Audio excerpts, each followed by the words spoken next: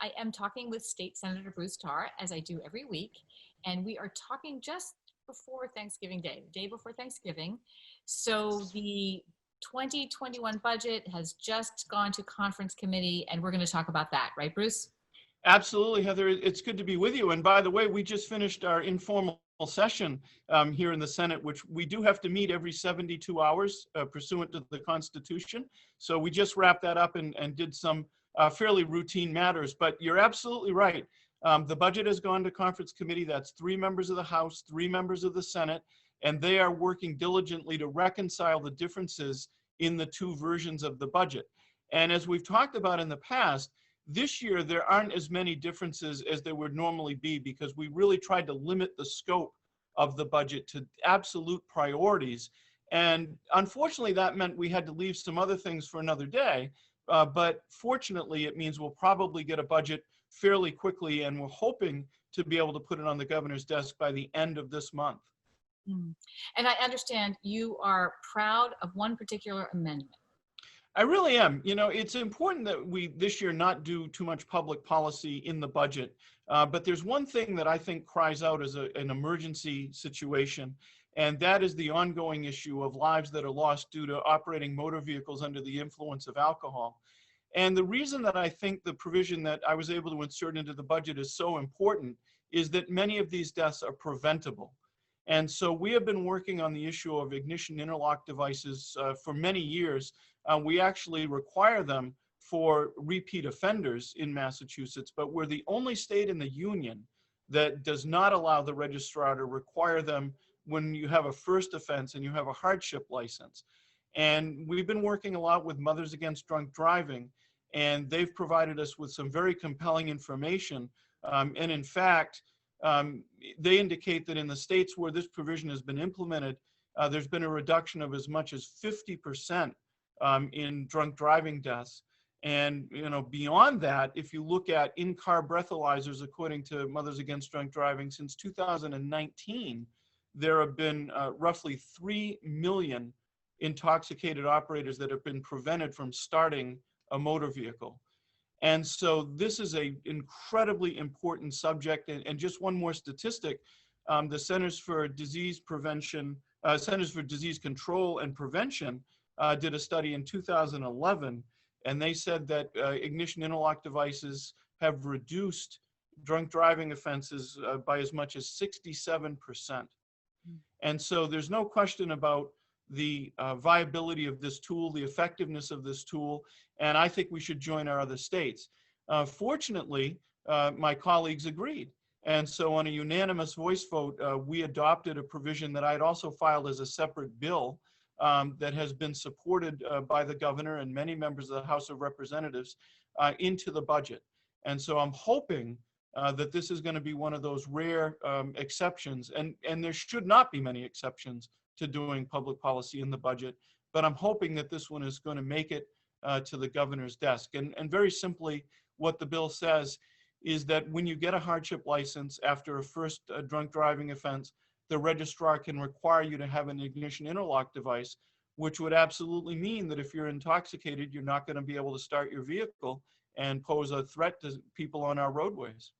You're saying that it's really important to not have policy attached to this budget, but I would be remiss if we didn't mention the abortion amendment that has been attached to this that's become very controversial. Do you want to comment on that? Sure. Well, so the abortion issue is one of such complexity that it really did not belong, in my humble opinion, in the budget debate. And here's why. When someone offers an amendment of that nature in the budget, the only thing that can be done to try to change what's in that amendment is to offer what's called a further amendment. But you can only do that once. And so if you disagree with something in the underlying amendment, you only have one chance. Everyone in the entire body only has one chance to make one change. And so, for instance, there are many things that I think make sense in the amendment that was offered. I do think that it's important to make sure to reiterate that in Massachusetts, we want to have Roe versus Wade codified into law, that we want to make an allowance in a late term situation for what's known as a fatal fetal abnormality, where there will not be likely a survivor from that pregnancy in terms of the fetus. So that makes sense to me. And there are other things that make sense that were included, but there are many things that folks have differences of opinion about, and the governor has those, and so do I, in terms of a couple of the things that were included in that amendment. And that's why I think it was really unfortunate that with a subject this important, we didn't have a debate as on a standalone bill. And there is a standalone bill, and it was filed both in the House and the Senate.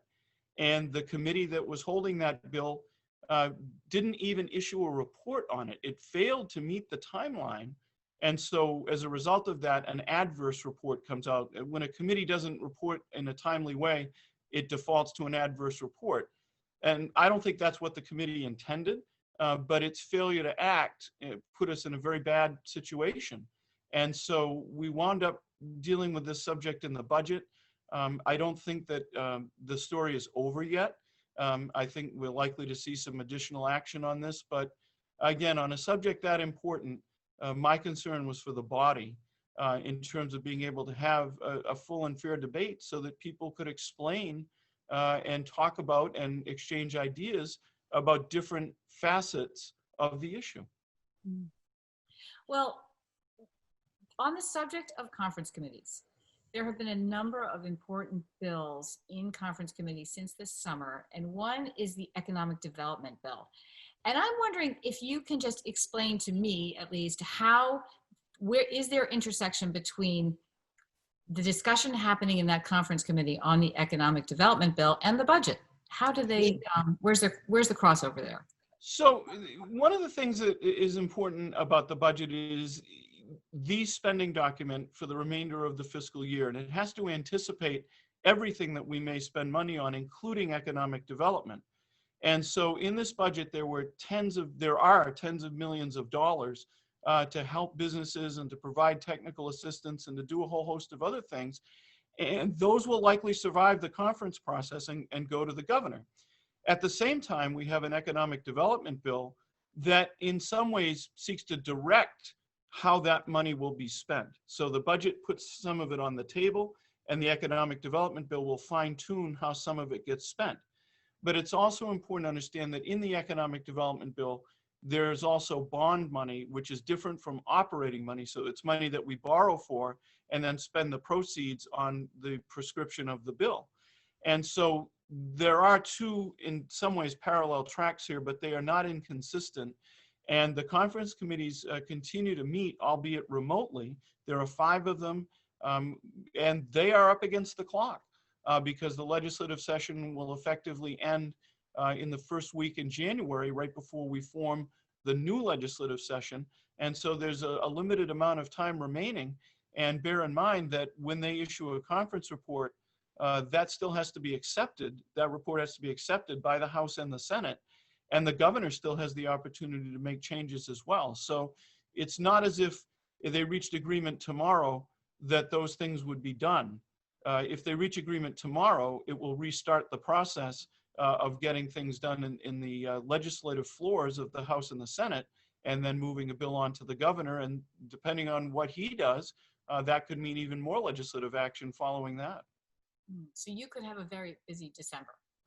It could be, and an unusually busy December, because normally we would not have the opportunity for a formal session at all right now, but we suspended the rules basically to address 3 things: the budget, conference committee reports, and emergency measures that are relative to COVID-19. And so we're in a very unusual time, but it's one that the circumstances have demanded. Well, changing the subject just a little bit, we're having some issues with the MBTA, and there has been a lot of conversation about the cuts, one of which is cutting commuter rail on weekends, which would seriously impact, most likely, Cape Ann's economic recovery if there is one next year, right? Mm-hmm. All those weekend guests. So do you want to talk about that? Sure. So it's a major concern for all of us in terms of what this is going to look like and how it rolls out. Now, on the one hand, the MBTA has been faced with some very dire numbers in terms of ridership and projections for what ridership is going to look like in the immediate future. And so they have to change something. And the question is, how are they going to do that? And what they put on the table are a very severe set of cuts and service reductions. And we need to be careful here not to get into a catch-22 where we reduce service and ridership further declines, which triggers another reduction in service. And so it's a real balancing act that's being attempted here.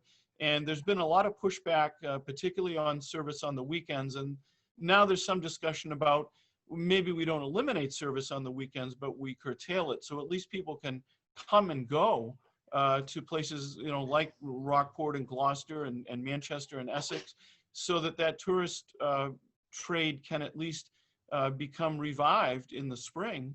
We don't see many riders on the weekends now, but we think we will once all of the pent-up demand to be able to come to our part of the state is unleashed. And hopefully that will be soon, and hopefully we'll have a good spring tourist season. So there's a timing issue here in terms of when you start to restore service.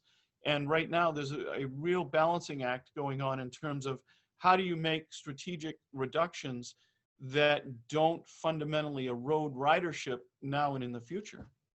Right, right. So none of this is definitive yet, right? It's not. In fact, MBTA, to its credit, is taking a lot of public input. There was a remote hearing, a virtual hearing, a short while ago, a couple of days ago, and they are taking in all of that information. They also, you can submit it outside of a public hearing, and we've posted that information on my websites, tartalk.com, and on my Facebook page. So folks, and if they can't find that information or still need assistance in providing input to the MBTA, they should reach out to our office directly. But we're a long way from the finality of the plan. Well, that's good too, because the other conversation is essential workers. And so many of those are using public transportation, those people. Yeah. So that could really impact that part of the community too. So anything else you want to talk about? I think you have a toy drive coming up, right? So one of the things about the toy drive that's important, we've had a lot of calls and questions, are we still doing it? And the answer to that is an emphatic yes. But it's different, like everything else that's been affected by COVID-19. So folks may recall that normally we do the toy drive with our partner, North Shore 104.9, and normally we focus on a single day where we broadcast all day. It starts at 6 a.m. at the Capitol Diner in Lynn, and we make 10 stops and work our way back to Cape Ann and finish at the Cape Ann Savings Bank at 7 or 8 o'clock at night. Well, obviously, because of the pandemic, we can't do that. We can't be traveling and getting groups together and moving from place to place. It is absolutely not a good idea in terms of preventing the transmission of the virus. But we know there's still a lot of need. And we know that we still want to carry on the tradition of helping kids and helping our neighbors and their families. So what we're doing is 2 weeks worth of broadcast, one day at a time, from 12 to 2 p.m. every single day for that 2-week period. And we're going to kick off on the Monday after Thanksgiving. And so by the time people see this, we probably have already kicked off. And we want people to tune in. The focus this year is not so much on the physical toys, again, because of logistics reasons with the pandemic. We want people to make contributions, either cash contributions or gift cards. We will accept those at a number of different sites. And we have the website set up at northshore1049.com, not .9.com, but 1049.com. And you can see all the different charities that we are working with to promote. Now on Cape Ann, there's actually a very unique thing that's happened as well. And that is that our local charities have joined together. And so Action Incorporated, Wellspring House, and Pathways have created something called the Cape Ann Kids Holiday Fund. And they are all working together. And that's the charity that we're working to support with our toy drive. And they've already done incredibly well in terms of raising money on the internet. And we hope to put them well over the top of that goal. And so if you go to the website at northshore1049.com, you can see all of our broadcast locations. You can see all the charities that we're working with, and you can see how you can help.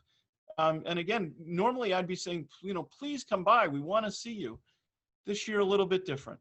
If you want to drive by and bring us a gift card or a cash contribution, we'll be happy to take it.